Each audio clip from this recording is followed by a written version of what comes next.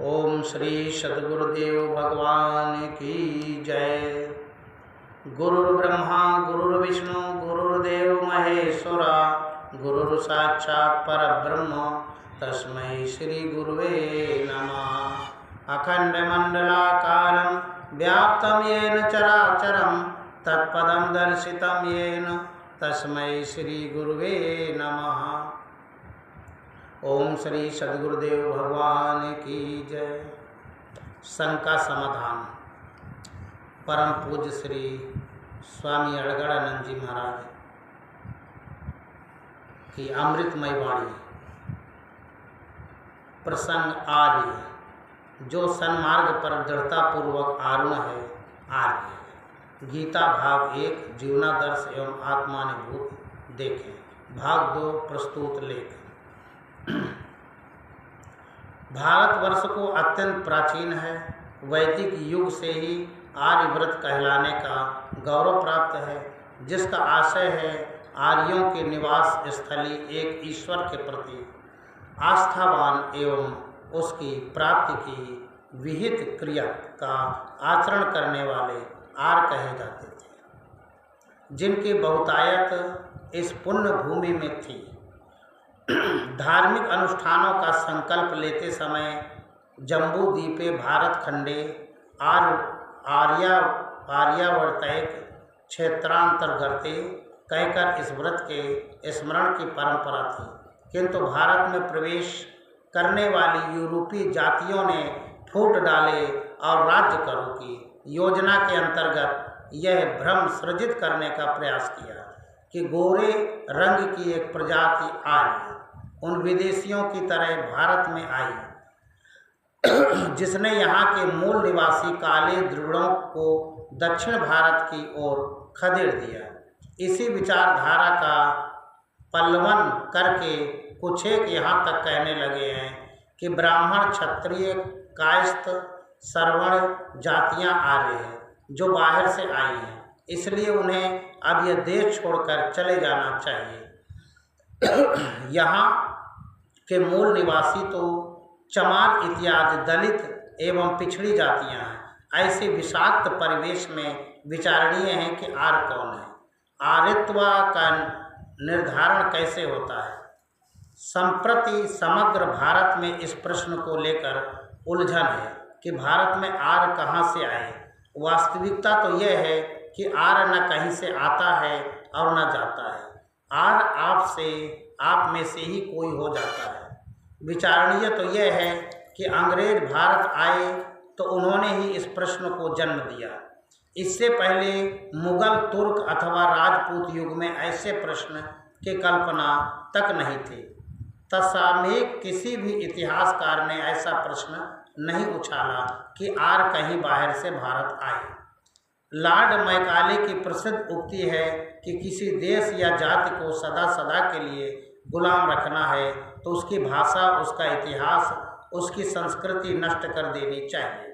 इसी मानसिकता की परिणत यह प्रश्न है कि आर्य कहाँ से आए। इस कुत्सित योजना का सूत्रपात इटालियन व्यापारी फिलिप्पो ने किया, जिसने 1583 से 1588 तक भारत में अपने 5 वर्षों के निवास के उपरांत पहली बार यह घोषणा की कि भारत की प्राचीन भाषा, संस्कृत तथा यूरोप की कुछ प्रमुख भाषाएं निश्चित रूप से संबंधित हैं और इस संबंध का कारण उनका एक उद्गम स्थान है, अर्थात आर्यों के पूर्वज भी यूरोप से ही आए थे। मूलतः दोनों एक ही नस्ल के हैं। संगठित रूप से इस विचारधारा को गति प्रदान किया पर सर विलियम जोन्स ने, जिन्होंने 1784 ईस्वी में बंगाल की एशियाटिक सोसाइटी की स्थापना के समय संकेत किया कि ग्रीक, लैटिन, ग्रोथिक, संस्कृत एवं फारसी भाषाओं का जिन्हें विद्वानों ने इंडो यूरोपियन या इंडो जर्मन भाषा परिवार का नाम दिया, मूल स्थान एक है।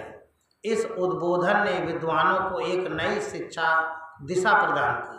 फलतः प्रजातीयता के निर्धारण में भाषा एक महत्वपूर्ण साधन बन गई। प्रसिद्ध जर्मन विद्वान मोट्स मूलर ने जो 1850 में ऑक्सफोर्ड विश्वविद्यालय में भाषा विज्ञान के प्रधाध्यापक नियुक्त किए गए, बताया कि आर्य शब्द प्रजाति का बोधक नहीं अपितु मात्र भाषा सूचक शब्द है, और जब हम प्रजाति के रूप में आर्य शब्द का व्यवहार करते हैं तो इसका अर्थ है वह प्रजाति में आर्य भाषा भाषी है। डॉक्टर गाइल्स का विचार था कि आर्यों का आदि निवास ऑस्ट्रेलिया, हंगरी का मैदान या डेन्यूब नदी की घाटी रही होगी, क्योंकि आर्य लोग अश्व, गाय के बकरी आदि पालते थे और खेती करते थे। वहाँ पशुओं को चराने और कृषि योग्य भूमि थी। इन्हीं सुविधाओं के आधार पर पार्किन महोदय ने रूस के दक्षिणी मैदान को आर्यों की आदि भूमि होने की संभावना व्यक्त की। तो कुछ विद्वानों ने इसी आधार पर पोलैंड और कैस्पियन सागर के बीच आर्यों के आदि निवास को रेखांकित करने का प्रयास किया। एडवर्ड मेयर का विचार है कि आर्यों का मूल निवास काकेशस पर्वत या पामीर के पठार के पास रहा होगा, क्योंकि इसी क्षेत्र के एक अमरना नामक स्थान की खुदाई में एक रथ प्राप्त हुआ है जो आर्यों का बताया जाता है, जिसके धुरे पर भोजपत्र बांधा है, जो काकेश पर्वत पर ही पाया जाता है। अतः आर्य पहले यहीं रहते रहे हों।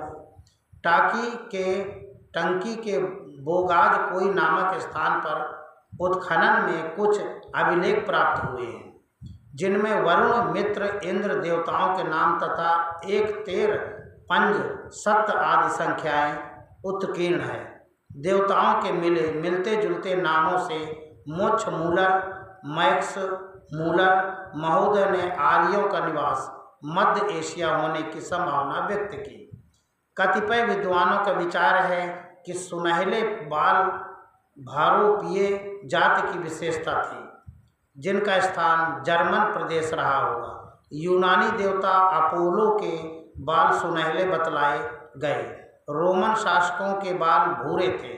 प्रसिद्ध योग प्रणेता व्याकरणाचार्य महर्षि पतंजलि के अनुसार भारत के ब्राह्मणों को बाल सुनहले भूरे हैं, अतः जर्मनी को आर्यों का मूल मानना उचित होगा। ओम श्री सद्गुरुदेव भगवान की जय। आगे का प्रसंग कल प्रातः पुनः यहीं से प्रस्तुत करेंगे।